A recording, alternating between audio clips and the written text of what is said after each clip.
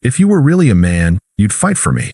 She smirked after I caught her cheating, so I told her, real men know when to walk away. Now she's stuck with a man who yells, cheats, and blames her for everything. Hey viewers, before we move on to the video, please make sure to subscribe to the channel and hit the like button if you want to see more stories like this. Thanks. I used to think stability was a good thing in a relationship. That being the dependable one, the guy who showed up, kept his word, stayed calm when things got rocky, was something women actually wanted. Turns out, for some, it just makes you invisible. Emily and I met during our last year of college. I was finishing up a degree in finance and already locked into a job offer, and she was getting her BFA in studio art. She was magnetic, loud, opinionated, messy in the way artists always seem to be, but somehow we worked. I was structure, she was chaos, and we both liked the balance. For the first couple of years, it was good. I helped her with rent when she was between jobs. I set up her first solo exhibit, printed flyers, got wine for the opening. I even built a little website for her work. She'd stay up painting until 2 a.m., and I'd bring her tea or rub her back while she stretched out sore shoulders. I thought we were building something real. We moved in together a year after graduation. I was working full-time at a mid-sized firm. Nothing glamorous, but I was climbing fast and I liked the routine. She bounced around a few different jobs, waitressing, an unpaid internship at a gallery, eventually landing part-time work at a boutique art space in the city. At first, she appreciated the support, told me I made her feel safe, grounded. But over time, that appreciation started feeling more like resentment. Little comments would slip out. You're too comfortable just working your 9 to 5. Don't you ever want to do something big? You're always so calm. It's like nothing touches you. I didn't react. I figured she was just stressed. Artists go through phases, right? Then came the new friends. Emily got close with a group of people from the gallery. Younger, louder, way more online. They were always going to pop-ups or art nights that somehow never included me. She'd disappear for hours, sometimes all night, then stumble in smelling like cheap beer and incense. I didn't question her. I wanted to trust her. Then there was Aiden. He was a new guy at the gallery, some indie sculptor who'd just moved from Portland, which somehow made him fascinating to her friends. I met him once, when I came to pick her up after work. He was smug in that soft-voiced, fake deep way, and he didn't even shake my hand. Just nodded and said, "Oh, you're her boyfriend." Like it was an inconvenience. After that, I started hearing his name more often. Aiden says I should try bigger canvases. Aiden thinks that piece I made last year had real depth. You wouldn't get it. Aiden and I just see art the same way. At first, I brushed it off.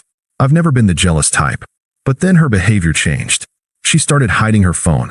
She'd smile at texts and flip the screen over when I walked by.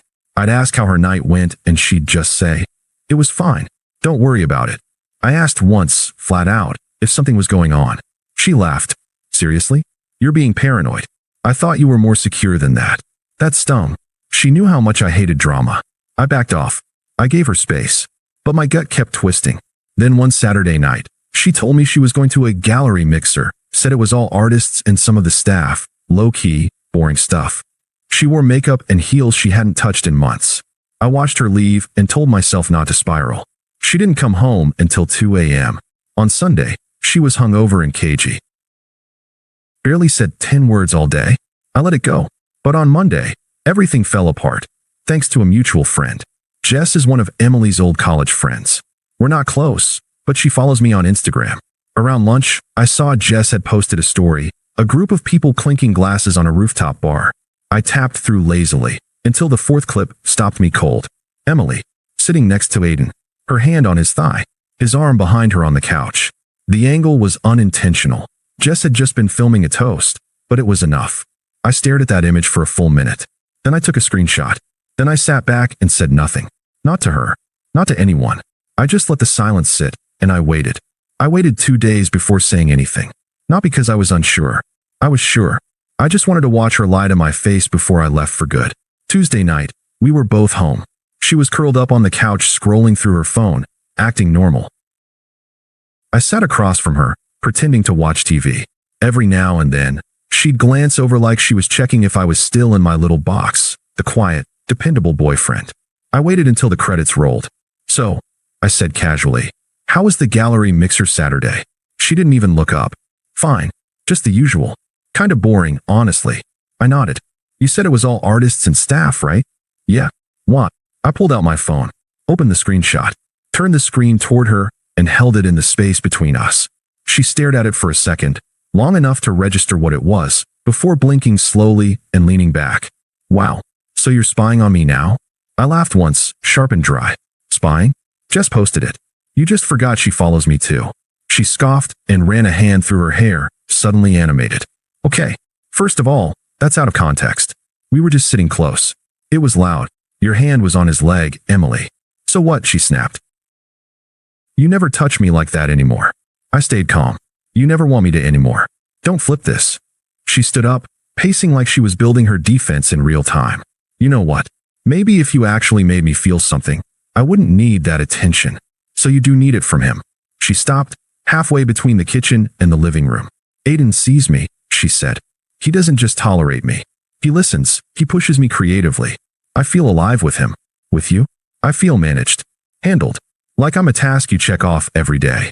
I let that sink in. All those nights making her tea, backing her financially, listening to her vent about critics, job rejections, friend drama. All the little things she never saw as love. And then she smiled, not warmly. The kind of smile people use when they know they're hurting you and don't care.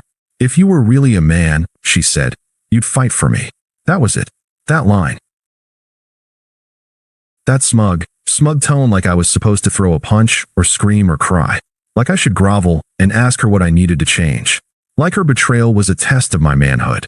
I stood up slowly, walked past her, and grabbed my backpack from the hall closet. I started putting things in it, just essentials. What are you doing? She asked. Getting out of your way. Wow, she sneered. So that's it? You're just going to leave? No fight. No nothing. I zipped the bag, slung it over my shoulder, and turned to her. Real men don't compete with liars, I said. They walk away. Her face shifted, smug to stunned in a second. You're being so dramatic. No, I said. I'm being done. I walked out the door and didn't look back. I got in my car, drove to my brother's place across town, and crashed on his couch. That night, she sent me 2 texts. Emily, you're overreacting. We didn't sleep together. Emily, please don't make this worse than it needs to be. I didn't answer. I just turned my phone off and slept like a rock for the first time in weeks. The next morning, I moved money out of our shared account and sent a polite email to our landlord asking to remove my name from the lease. I didn't need revenge. I just needed peace. The silence did all the talking. I didn't block her, not yet. I wanted her to sit with it, the emptiness where I used to be. No calls, no texts, no angry messages or dramatic, we need to talk. I didn't post anything online. I didn't go out of my way to look like I was thriving. I just disappeared. I moved into a small but clean 1-bedroom near my office. Bought a cheap couch, a bed frame, a kettle. No shared photos. No memories on the walls. Just space. Mine. The first week, she didn't reach out beyond those 2 texts. I think she expected me to cool off. Crawl back. Send a "can we talk?" or "I just want closure." That's what she'd gotten from guys before me. But I stayed quiet. By week 2, she started posting again. Photos of herself laughing at bars, cocktails in hand, with captions like, living, not apologizing. One picture had Aiden in it. Same rooftop, same smug grin. She leaned into him like nothing had happened. Like I'd never existed. At first, it hurt. I won't lie. Seeing her flaunt it like I was the problem made my jaw clench. But then I remembered. I'd already left. I wasn't in the game anymore. Then her stories started to shift. At first, there were tons of group selfies, drinks, parties. Then fewer. Then just solo photos with vague captions like, "People always disappoint you. Some things aren't worth saving." The real shift came when Jess, her old friend, the one who posted that rooftop story, messaged me out of the blue. I hadn't spoken to her in months. "Jess, hey, just checking in. You doing okay?" I kept it short. "Me, doing fine, thanks." "Jess, I didn't know she was seeing Aiden. Not when I posted that." "Sorry you had to find out like that." I didn't respond. She kept going. "Jess, for what it's worth, I don't think things are going great. He's not what she thought." Turns out, Aiden was more than just smug and broke. He was angry, controlling, always starting fights with people at the gallery, then blaming it on being misunderstood. Rumor was, he'd thrown a stool at someone after they criticized his work during an open studio night. Emily stopped posting him completely by week 5. She didn't tag him, didn't mention his name. Just more sad girl content, vague quotes, and quiet desperation disguised as independence. Then came the first text from her. Emily, hey, just thinking about you. I hope you're okay. I didn't answer. Left it on read. 3 days later, Emily, I've been doing a lot of thinking. About us. About everything. Can we talk? Just one coffee? Blocked. 2 more days passed. Then Jess messaged again. Jess. Okay, I'm not trying to get involved, but Emily's not okay. Aiden's been yelling at her. Like full-on meltdowns in public. He broke a piece she was working on. Smashed it in front of her. I waited a full minute before replying. Me. Then she should have valued me when I was there. No reply after that. But I know she saw it. Probably read it 10 times. I think that's when it really hit her. That I wasn't coming back. That she'd traded a partner for a parasite. A calm life for chaos. And now chaos wouldn't even return her texts without breaking something. She'd spent so long trying to make me feel small. Telling me I wasn't passionate enough, man enough, interesting enough. Now she had someone interesting. Someone wild. And she was drowning in it. Week 10 was when she finally snapped. It was a Saturday afternoon. I'd just finished a workout and was heading back up to my apartment with groceries when I saw her, Emily, sitting on the steps outside my building. Hair tied back messily, no makeup, hoodie too big for her frame. She looked like she hadn't slept. For a second, I almost didn't recognize her. Not because of how she looked, but because of how small she seemed. Deflated. Like someone had popped the balloon of whatever high horse she'd been riding. She stood up as I approached. Hey, she said, forcing a smile. I figured you wouldn't answer if I texted again. I said nothing, just moved to unlock the front door. She stepped in front of me, blocking it. Wait, please. Just 5 minutes. I didn't want a scene in front of neighbors, so I sighed and stepped back. Talk. She glanced down at the concrete before speaking. I messed up. I know. You didn't even try to stop me. You didn't fight for me. You didn't even ask why I did it. You made it pretty clear. You said I wasn't enough. That I didn't make you feel anything. What else was there to ask? She winced, like hearing her own words aloud hurt more than saying them. I was confused. I thought he got me. But he doesn't. He doesn't care. He just wants someone to worship him. He's angry all the time. He broke my laptop last week because I took too long to text back. I raised an eyebrow. And you want me to fix that? No. I mean, she stopped, clearly flustered. I miss how safe I felt with you. How steady things were. I didn't realize how good I had it until it was gone. There it was. The classic line. I'd seen it in 100 Reddit posts. Didn't realize what I had. She thought this was her moment to be the victim of her own bad choices. I shook my head. You didn't want safety. You wanted sparks. You wanted chaos. You thought calm meant boring. And now that chaos has a cost, you're crawling back. She stepped forward, lowering her voice like it would make it more intimate. I'm saying I made a mistake. Can't you see that? You said you loved me. I did. I cut her off. Past tense. Her face twitched. The desperation turned to anger. So that's it. You're just going to throw away 3 years like it meant nothing. You threw it away. I just accepted it. She crossed her arms now, voice sharper. You think you're so mature, don't you? Acting like you're above everything. Like you're some monk who's too evolved to care. Newsflash. Walking away doesn't make you strong. It makes you a coward. I smiled, not smug, just sad. You wanted me to fight for you? Here's the truth, Emily. Real love doesn't require a fight. It requires respect. You had mine. I never had yours. She went quiet. You once told me I didn't make you feel anything. I continued. Well, now you get to feel everything you chose instead.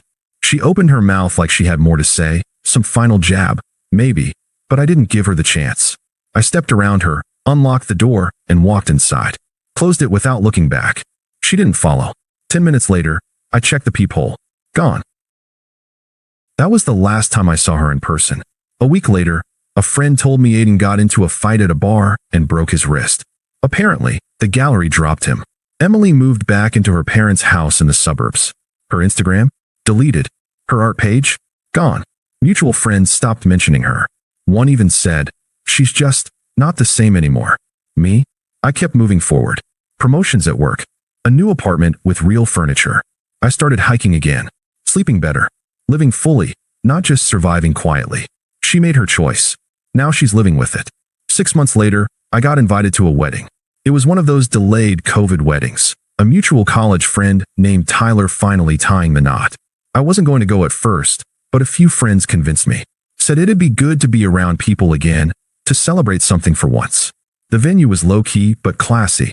Outdoor garden, string lights, linen suits, all of it tasteful. I showed up alone, dressed sharp but simple. I felt good, calm, grounded, light in a way I hadn't felt in years. I was halfway through a drink at the reception when I saw her. Emily. She was standing near the back patio with Jess and another girl I didn't recognize. She looked thinner, not in a healthy way, in a life's been eating me alive way. Her hair had lost its usual shine. Her eyes darted around nervously, like she was looking for someone, or trying to avoid them. Her gaze landed on me. I held eye contact for 2 seconds, just enough for her to know I saw her. Then I turned back to the conversation I was in. No reaction, no smile, nothing. A few minutes later, Jess walked over alone. Hey, can I ask you something kinda awkward? I raised an eyebrow. Emily wants to talk to you. She said she just wants a minute. Closure or something. I sipped my drink. I don't think she's looking for closure, Jess. I think she's looking for a reset button. But tell her she already hit delete months ago. Jess sighed. Honestly, I don't blame you. She's not doing great. She told me Aiden was the worst mistake of her life. He emptied her savings, pushed away everyone who cared about her. And now he's got a new girl. She's been trying to patch things up with people, but I cut her off politely.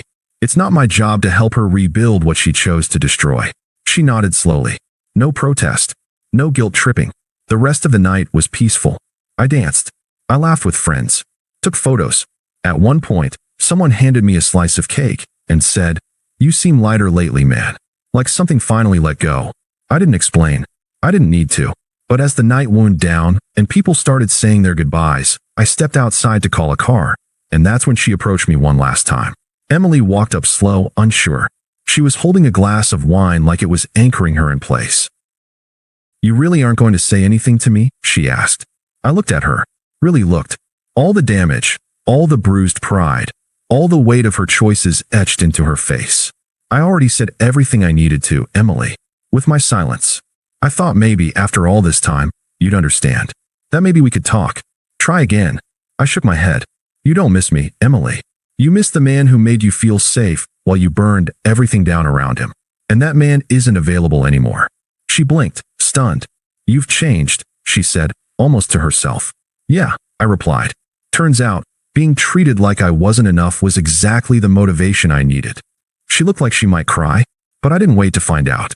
My ride pulled up. I gave her a small nod. Nothing cruel, just final, and walked away. No drama, no fireworks. Just closure, the real kind. I don't think about her much anymore. She became a lesson, not a loss. And me? I never had to fight to prove I was a man. I just had to walk away and let time prove it for me. Thanks for watching. Make sure to subscribe to the channel and hit the like button. What do you think about this story? Share it in the comments.